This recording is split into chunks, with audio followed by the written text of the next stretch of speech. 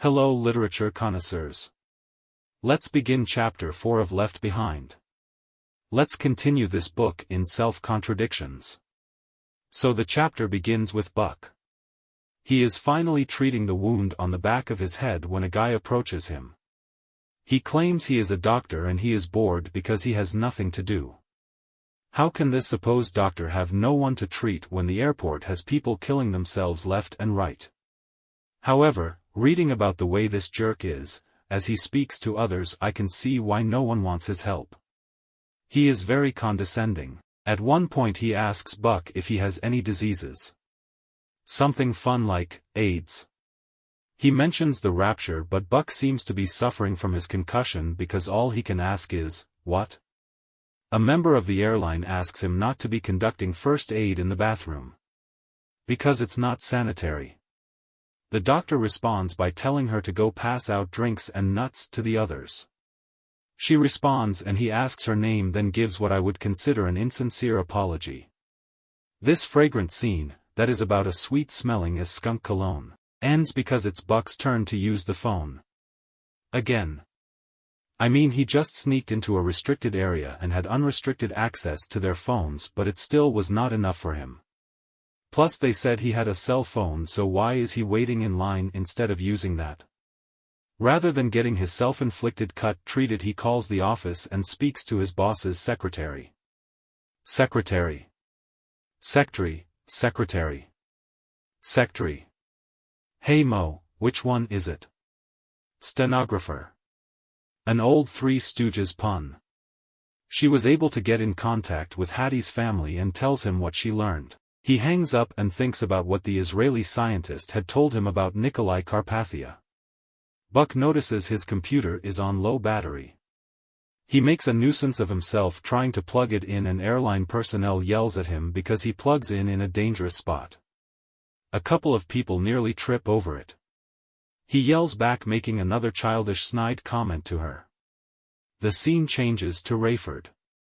He decides to walk home and hope someone gives him a ride rather than wait for a cab. He thinks about his wife and son and hopes that he finds them murdered rather than they disappeared. What the hell? So eventually he hitches a ride with a woman that was looking for a reporter from a news station that just happened to live on the street Rayford did. The woman tells him that the airport he just came from is closed, and Rayford remarks that he had no idea about this. Even though you just came from there? So she goes on to describe why they shut down, and Rayford remarks saying, "Tell me about it." Wait. So you know how bad the airport is, and being a pilot probably knows they cannot operate. But have no idea that they would close. This whole conversation makes no sense. He was dressed as a pilot, so she should have guessed he was a pilot and knew about the airport closings. Rayford should have known they were closed because he and several others pilots just left the airport in question. The more logical way this would have played out is her asking if he was a pilot for the airport that closed, and then her asking about how bad the situation is. Rayford makes it home and he hopes his wife's car is missing, but he sees it. He checks the house, then heads upstairs to confirm his suspicions. Scene changes back to Buck, and he found the recording of the interview he did with the scientist. The scientist describes how he met with Nikolai Carpathia and he was the only one to impress him, after they gave him the award. Buck learns it's his turn at the counter and he has another back and forth with the woman he previously yelled at.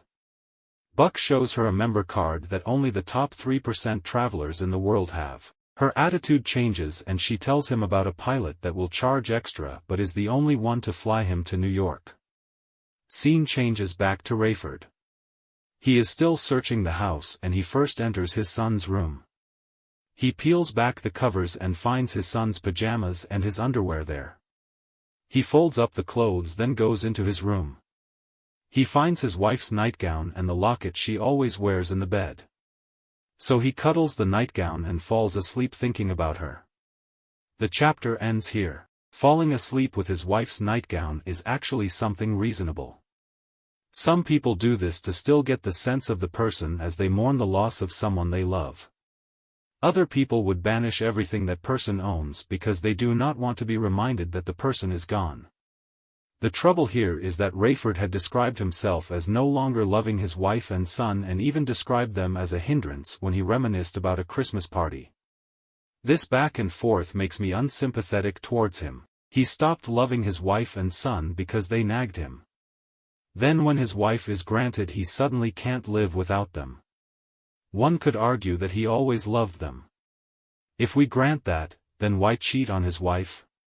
He was ready to ask Hattie to start dating him when the rapture happened. You really can't describe him as a faithful, loving husband if he's going into the arms of other women. This basically tells us Rayford doesn't know what he wants. This is also a big mess story-wise.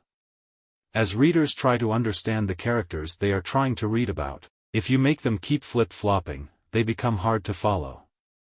This is why it is hard to sympathize with them.